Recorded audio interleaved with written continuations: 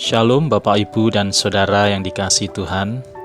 Salam sejahtera bagi kita semua. Pagi ini kembali kita akan berdoa dan mendengarkan kebenaran firman Tuhan yang akan mendasari setiap aktivitas kita sepanjang hari ini. Sebelumnya mari kita mempersiapkan hati kita dengan berdoa. Bapa kami yang ada di surga, Bapa yang kami kenal di dalam nama Tuhan Yesus, Bapa yang senantiasa mengasihi dan memelihara kehidupan kami. Kami sungguh berterima kasih kepada Tuhan atas setiap nafas kehidupan, hari yang baru, dan setiap berkat Tuhan kepada kami sampai detik ini. Kalau kami boleh ada saat ini, kami percaya semua adalah karena anugerah dan kemurahan Tuhan. Sebelum kami memulai aktivitas dan kegiatan kami hari ini, kami rindu melandasi kehidupan kami dengan merenungkan kebenaran firman Tuhan. Berbicaralah kepada kami ya Tuhan, karena kami siap untuk mendengarkannya. Di dalam nama Tuhan Yesus kami berdoa. Amin.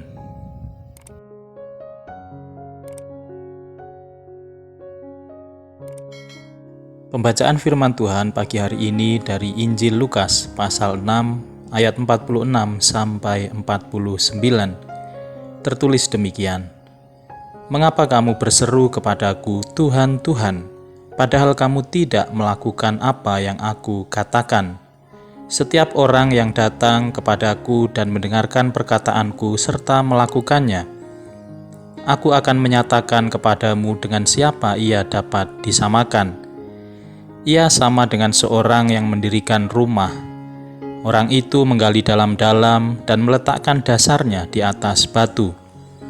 Ketika datang air bah dan banjir melanda rumah itu tidak dapat digoyahkan karena rumah itu kokoh dibangun.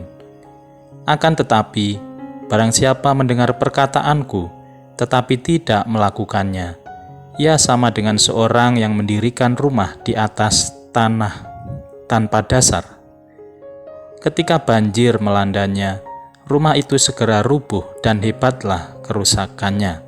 Amin. Bapak, Ibu, Saudara yang dikasihi Tuhan, renungan kita pagi ini merupakan pengajaran Tuhan Yesus tentang siapakah murid Kristus sejati dan siapakah murid yang palsu. Dalam ayat sebelumnya, yaitu Matius pasal 6 ayat 43 sampai 45, Tuhan Yesus memakai ilustrasi bahwa murid Kristus yang sejati adalah seperti pohon yang baik, yang menghasilkan buah yang baik pula. Tetapi murid yang palsu seperti pohon yang tidak baik dan menghasilkan buah yang tidak baik pula. Tuhan Yesus berkata bahwa orang yang baik mengeluarkan barang yang baik dari perbendaharaan hatinya yang baik, dan orang yang jahat mengeluarkan barang yang jahat dari perbendaharaannya yang jahat, karena apa yang keluar dari mulutnya meluap dari hatinya. Tuhan Yesus kembali memberi pengajaran kepada kita bahwa orang baik yang hidupnya berkenan kepada Allah adalah mereka yang melakukan kehendak Allah dan bukan hanya mengaku di mulut saja. Tuhan menyamakan orang yang melakukan kehendak Allah seperti orang yang mendirikan rumahnya dengan persiapan yang matang. Orang itu akan menggali dalam-dalam dan meletakkan pondasi atau dasar rumahnya di atas batu, sehingga rumah ini memiliki kekuatan yang luar biasa. Ketika ada banjir dan air bah datang, maka rumah ini tidak akan hancur karena dibangun atas dasar yang kuat dan kokoh.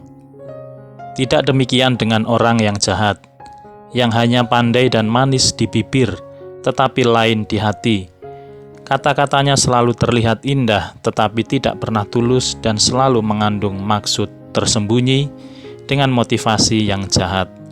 Tuhan menyamakan orang-orang ini seperti orang yang sedang membangun rumahnya di atas tanah dan tanpa pondasi yang kuat. Ketika banjir melandanya, maka rumah itu akan rubuh, hancur dan tidak tersisa sama sekali. Akan banyak orang yang mengaku-ngaku murid Yesus, Bibirnya menyebut-nyebut nama Tuhan, dan kesaksiannya terkadang begitu berapi-api. Namun semua yang ditampilkannya adalah kepalsuan belaka. Hal ini akan teruji ketika mereka mengalami masalah, tantangan, dan badai kehidupan yang menerpa kehidupan mereka. Maka akan terlihatlah kepalsuannya. Mereka akan lari dari Tuhan, meninggalkan Tuhan, dan dengan mudahnya mereka berpindah ke lain hati. Mereka akan hidup semaunya sendiri dan tidak lagi mau diatur dan mendengar nasihat firman Tuhan. Dan pada akhirnya, seperti rumah yang dibangun di atas tanah tanpa pondasi, mereka akan roboh hancur dan hebatlah kerusakannya. Saudaraku yang dikasihi Tuhan Yesus, melalui pengajaran yang disampaikan Tuhan Yesus, kita sebagai murid Kristus didorong oleh Tuhan untuk menghasilkan buah yang baik sebagai tanda murid yang sejati. Buah yang baik ini hanya bisa ditunjukkan dengan kehidupan yang nyata, bisa dilihat dan dirasakan oleh orang lain sebagai kesaksian yang benar bahwa kita adalah murid Kristus yang sejati. Hanya murid yang sejati yang akan teruji ketika melewati setiap badai kehidupan. Dia akan tetap kuat dan kokoh menghadapi ganasnya badai kehidupan karena hidupnya dibangun atas dasar firman Tuhan. Mari mengoreksi diri kita masing-masing. Apakah kita murid yang sejati atau murid yang penuh dengan kepalsuan? Bukan penampilan atau kata-kata yang manis yang memperlihatkan kekristenan yang sejati, melainkan apakah kita sudah menjadikan Kristus dan firman-Nya sebagai pondasi utama hidup kita. Hal ini akan terbukti di saat kita mengalami kesulitan, tantangan, dan beratnya badai kehidupan. Apakah kita tetap ikut Tuhan dengan segala konsekuensi, atau kita lebih memilih mencari aman dan mengikuti jalan kita sendiri? Saudara yang dikasihi Tuhan, jangan tunggu sampai hidup kita hancur dan berantakan baru kita menyadari bahwa kita harus menjadikan Kristus dan firman-Nya sebagai landasan hidup kita. Karena bisa jadi saat itu semua sudah terlambat. Jika hari ini kita diingatkan kembali oleh firman Tuhan, marilah kita datang kepada Tuhan dan izinkan Tuhan Yesus yang pegang kendali atas hidup kita. Percayakanlah bahtera hidup kita kepada Tuhan Yesus, karena Dialah nahkoda yang sangat berpengalaman untuk membawa kita selamat sampai tujuan. Amin. Saudaraku yang dikasihi Tuhan, mari kita berdoa. Bapa di dalam surga yang mulia, kami bersyukur atas kebenaran firman Tuhan yang boleh kami dengar pagi ini. Kami percaya firman-Mu menjadi pondasi hidup kami yang akan memberi kekuatan bagi kami menghadapi setiap masa yang sulit, badai kehidupan yang menerjang hidup kami. Mampukan kami melalui Roh Kudus-Mu untuk tetap setia dan berkomitmen menghasilkan buah yang baik dan menjadi berkat bagi orang lain. Kami tahu Tuhan, keadaan akhir-akhir ini tidaklah mudah untuk kami lalui, tetapi kami percaya bahwa pertolongan Tuhan tidak pernah terlambat untuk menolong kami. Tuhan, kami menyerahkan kehidupan kami sepanjang hari ini. Tuhan akan memberkati pekerjaan, pelayanan, studi, dan bahkan setiap rencana-rencana kami.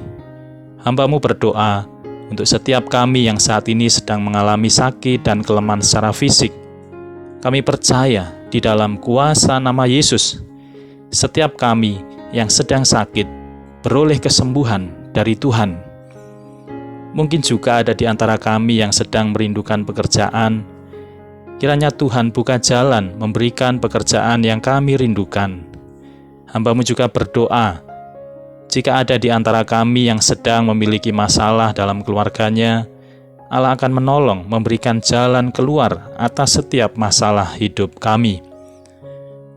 Dan jika ada di antara kami yang sedang bergumul dengan studi, kiranya Tuhan juga akan memberkati setiap pergumulan kami.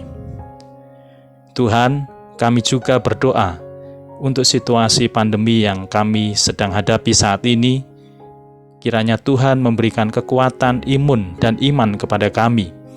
Kami percaya kami akan menang mengatasi keadaan saat ini karena tangan Tuhan yang kuat selalu menopang kehidupan kami. Terima kasih Tuhan.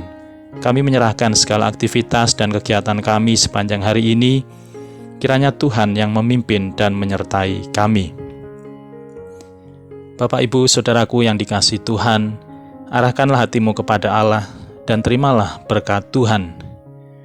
Tuhan memberkati engkau dan melindungi engkau. Tuhan menyinari engkau dengan wajah-Nya dan memberi engkau kasih karunia. Tuhan menghadapkan wajah-Nya kepadamu dan memberi engkau damai sejahtera. Di dalam nama Tuhan Yesus, kami berdoa dan mengucap syukur. Amin. Bapak, Ibu, Saudara yang dikasihi Tuhan, saya percaya kita semua diberkati dengan firman Tuhan hari ini. Selamat beraktivitas dan tetap semangat. Sampai bertemu kembali dalam renungan pagi esok hari. Tuhan Yesus memberkati.